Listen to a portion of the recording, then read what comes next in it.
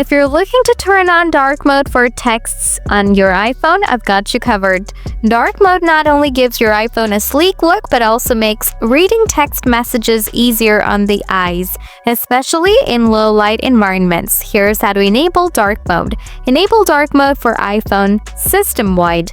Open the Settings app, scroll down and display and brightness. Under the Appearance section, select dark.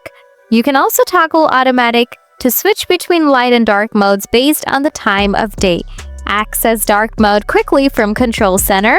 You can quickly switch between light and dark mode using the Control Center. Open the Control Center by swiping down from the upper right corner of the screen. Long press the brightness slider. Tap the dark mode icon at the bottom left to toggle it on or off. Customizing messages with dark mode.